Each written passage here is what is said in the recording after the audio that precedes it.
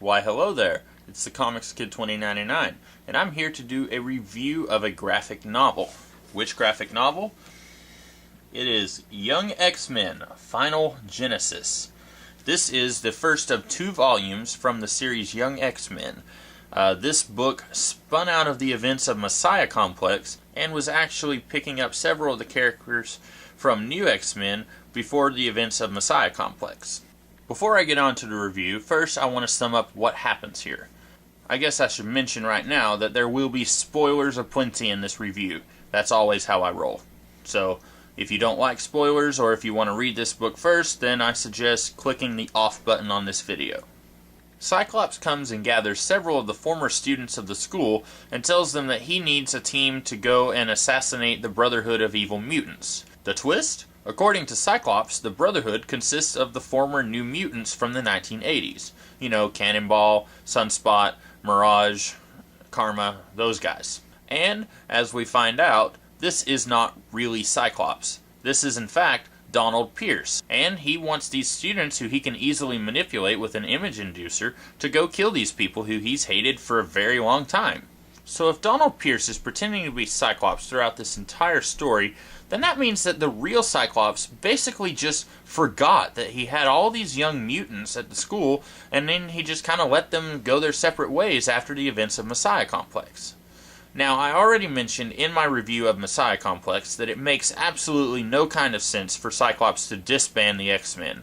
I can kind of sort of see where he's going with this, because he wants the X-Men to no longer be held prisoner by the government, and if he officially says that the team is disbanded, the government can no longer officially hold them in one place. And then Cyclops can just take them all to another place where the government won't be able to imprison them. However, in the events of the book Dark Avengers X-Men Utopia, we hear Cyclops say that he doesn't have a plan A or a plan B, because then that would imply that he only has 26 plans. It's a kinda cool line, and it basically suggests that Cyclops has more than 26 plans. Okay, are we meant to believe that the guy who is able to come up with at least 27 plans is somehow able to forget that he has all these kid mutants who are going to be very incredible assets to his war that he's going to be waging to protect mutant kind? I don't really buy it. This is doubly confounding since Young X-Men was a spin-off of Messiah Complex, and in Messiah Complex, Cyclops even tells the kids that they will have their part to play, which basically ends up being bait for the Predator X monster, I guess. So if Cyclops knows that he has these kids who are willing to help them, then after he disbands the X-Men, why does he let them all go away? That's a pretty huge flaw, and it's one that I feel like has to happen in order for the premise of this book to happen. The premise being that Donald Pierce manipulates these kids into trying to kill his enemies. If the premise can't even happen logically, then the premise doesn't need to happen at all. I'm sorry, but the arc that I'm reviewing here just doesn't make sense. Maybe if you haven't read any Messiah Complex or anything else after this series, maybe it makes a little bit more sense. But really, Cyclops forgetting all the students and just kind of letting them go away, that's sloppy. That's really, really sloppy. And it's something that Guggenheim probably felt he couldn't fix, because then it wouldn't make this premise work. As you can see on this cover right here, the Donald Pierce Cyclops person, he picks some pretty easily manipulated kids. Out of all of these people on this cover, the only ones who are actually main characters in the new X-Men title were Rockslide and Dust.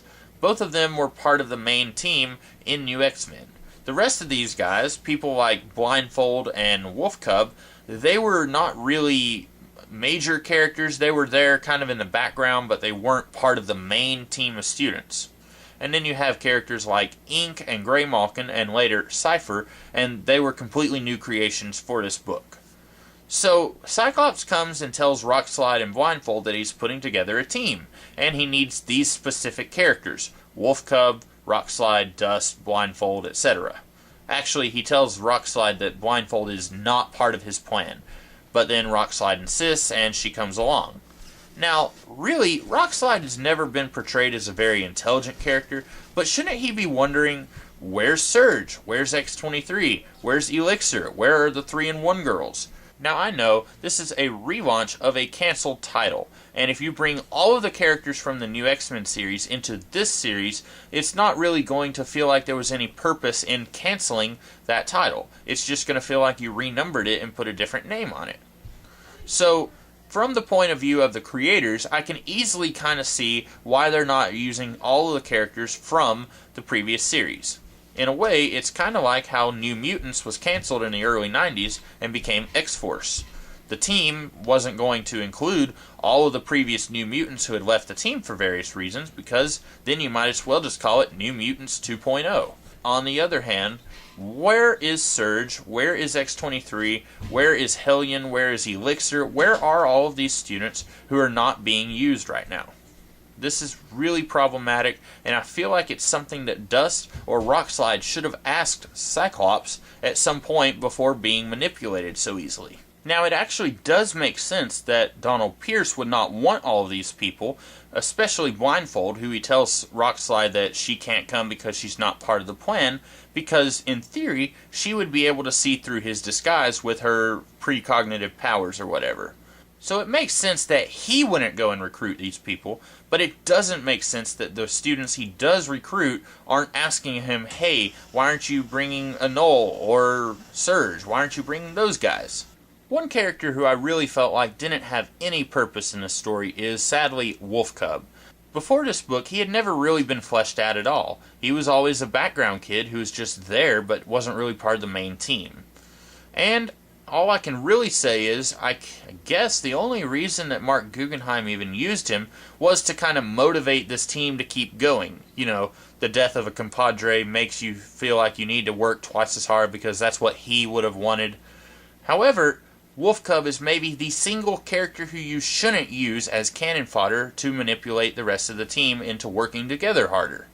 In the graphic novel Exiles, Volume 5, Unnatural Instincts, the Exiles actually came to the Marvel Universe, and they were told by their boss, the Time Broker, that they needed to protect Carter Gazakistan and Wolf Cub at all costs, even if it meant murdering Havoc. They had to protect these two kids. So, according to the culmination of all the knowledge and existence of the multiverse, Wolf Cub was important to the Marvel Universe. He was going to grow up and do something very important. I'm assuming that Mark Guggenheim has never read an X-Men title in his life, otherwise he probably wouldn't have killed this kid. Hold on, when we first see Wolf Cub in this book, he's about to kill a depowered Maximus Lobo, who was actually the villain in that Exile storyline.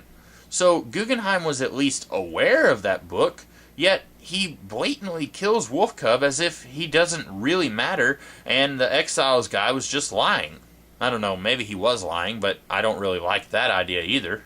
I'm not saying it would have been easy to reference this idea that Wolf Cub is really important, since none of the X-Men actually have an easy way of contacting the Exiles, since they're always in some alternate universe. However, I really feel like if they were going to kill this character, eventually it needed to have huge ramifications, since we were told, albeit very indirectly, that Wolf Cub was important and that he was destined for great things. If you're going to kill him, then we need to see how that is a huge impact on the rest of this universe. If you had killed anyone else, like Dust for instance, then that wouldn't have had the same impact. Now, I'm not saying you should kill Dust because, well, all of these other characters are a whole lot more important and fleshed out than Wolf Cub. So, in theory, from a writer's standpoint, it makes sense to kill the one guy who nobody actually cares about. But when he's already got this element in his backstory that's been developed, you really don't need to kill him for that very reason. Since we know that Cyclops is actually Donald Pierce and he's just manipulating these kids so that they can kill the old New Mutants, well, you have to wonder, every time we see the New Mutants, why is it that they're acting so very sinister? Every time we see them, they're acting like actual supervillains. And I think part of that is because we, as the audience, have to be made to believe that these guys actually are the new Brotherhood of Mutants, even though we find it so incredibly unbelievable. And then at the end of the book, when the kids are asking the old New Mutants, why were you guys acting so weird? Basically, Roberto says, well, I'm the Lord Imperial of the Hellfire Club, and I figured that everybody was going to come and attack me or something. Okay, first of all, Roberto was made Lord Imperial of the Hellfire Club a good 2 or 3 years earlier in Chris Claremont's middle 2000s Uncanny X-Men run. I'm not exactly sure why it would take 2 or 3 years for the X-Men to suddenly come and attack him for accepting a job way back then. Not to mention, these guys acting like really devious supercriminals is really, really lame. It's something that's just there to preserve the pretense that these guys are actually bad guys. In a way, it's a lot like how in Empire Strikes Back, when Darth Vader and Emperor Palpatine both know that Darth Vader is Anakin Skywalker, and yet Darth Palpatine says that Luke is the son of Skywalker. Shouldn't he, in theory, just say, he's your son?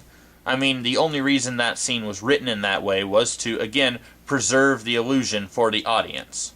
But that's not an excuse. This needs to be written better, this needs to be paced better, it just needs to be better. Sadly, I don't really have a whole lot to say about this book because not a whole lot happens. Most of it is just gathering the team, then finding out the big twist at the end, and then kind of seeing what's going to happen with the rest of the book. In fact, most of everything that I have to say about this series is pertinent to Volume 2, which I'll be reviewing later. So, unfortunately, I'm going to have to say, if you're interested in this book, you really shouldn't bother. If you want young teenage superheroes, even if you want them in the X-Men world, there are plenty of young teenage X-Men stories that you can get before getting this. I'm not a huge fan of Kyle and Yost's new X-Men that preceded this, but I would definitely think if you can find those trades, that would be preferable to what you have here. Only I'm going to have to say Young X-Men is something I would not recommend that you buy. It's really just kind of bad all around and doesn't have a whole lot of redeeming elements to it. Having said that, I'm going to go manipulate some teenagers to go kill some people I don't like. I'll see you next time.